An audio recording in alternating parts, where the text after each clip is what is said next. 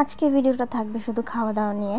অনেক দিন হয়ে গেল ভিডিও দেই না, তো আজকের ভিডিওটা থাকবে 3 দিনের মিলিয়ে একটু একটু করে ক্লিপ নিয়ে আমি 3 দিনের ভিডিও একসাথে করে দিয়েছি। আসসালামু আলাইকুম, কি অবস্থা সবার? আমি ভালো আছি আলহামদুলিল্লাহ। তো এই দিন চলে গিয়েছিলাম কাচ্চি ভাই, এটা তো হচ্ছে মিরপুর 1-এ। আমার কাছে কাচ্চি ভাইয়ের কাচ্চিটা অনেক মজা লাগে, তো সেই দিন আর তেমনভাবে ভিডিও করিনি। এইটা হচ্ছে তারই 2 দিন পর আমি পরিয়ে বের হচ্ছি, সেই সময় একটু ক্লিপ নিয়ে নিলাম।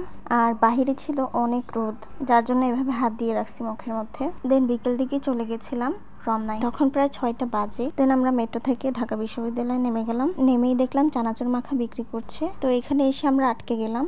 আগে এটা আমার রেগুলার খাওয়া ছিল, ক্লাস করে এসেই চানাচুর মাখা নিয়ে বাসায় উঠতাম খেতে খেতে। চানাচুর মাখাটাও হয়ে গেল, আর এইটার প্রাইস ছিল হচ্ছে 20 টাকা। কাঁচা ছোলা দিয়েছিল, যার কারণে এটা আমার অত ভালো লাগে নাই। দেন ওখান থেকে একটা রিক্সা নিয়ে আমরা চলে গেলাম রমনার দিকে।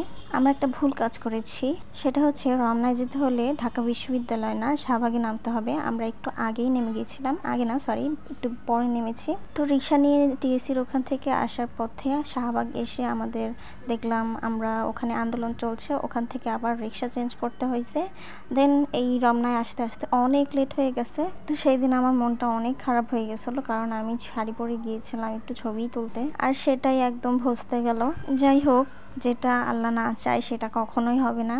তবুও সেদিন আমার অনেক মন খারাপ হয়েছিল, আর রাগও হয়েছিল। মানে কপাল খারাপ হলে যা হয় আর কি, সেটাই হয়েছিল সেদিন।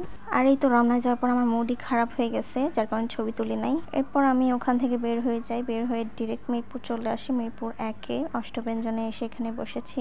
অর্ডার করা হয়েছিল কালো ভুনা আর হচ্ছে খিচুড়ি, এর সাথে ছিল ভর্তা 2টা। একটা ছিল পেঁয়াজের ভর্তা চিংড়ি, আর আরেকটা ছিল হচ্ছে ডিম ভর্তা। অষ্টব্যঞ্জনের খাবার অনেক অনেক মজা, আমি তো অনেক মজা করে খাচ্ছিলাম। এই যে সেই চিংড়ি ভর্তাটা, মানে পেঁয়াজ মরিচ দিয়ে চিংড়ির একটা ভর্তা বানিয়েছে, আর সাথে ছিল ডিম ভর্তা। ডিম ভর্তাটাও মজা ছিল আর কি। ভর্তাগুলো কিন্তু এই প্লেটারের সাথে ছিল না, এটা ছিল আলাদা, মানে আলাদা করে নিতে হয়েছে। খিচুড়ি আমার অনেক পছন্দ, কিন্তু হচ্ছে আমি অনেকগুলো খিচুড়ি একসাথে খেতে পারি না, তবু অনেক কষ্ট করে শেষ করছি, কারণ হচ্ছে খাবার নষ্ট করা ভালো না। আর ছিল এই তো সাথে বোরহানিটাও প্লেটারের সাথেই ছিল। খাবারগুলো কিন্তু অনেক মজা ছিল, হাইলি রেকমেন্ডেড।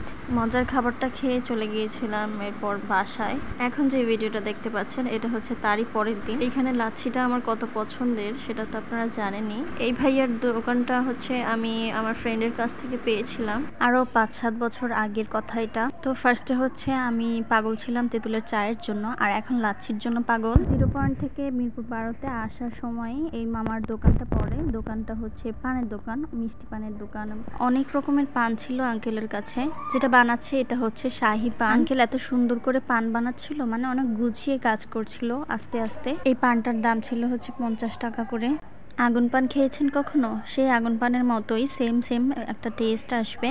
আগুন পানে শুধু আগুনটা দেওয়া থাকে, মুখে দিলেই সেটা বুঝে যায়, আর এটা হচ্ছে এমনি কোনো আগুন টাগুন থাকে না। যাই হোক, আমি খাইনি ওখান থেকে আমারটা পার্সেল নিয়ে আসা হয়েছিল।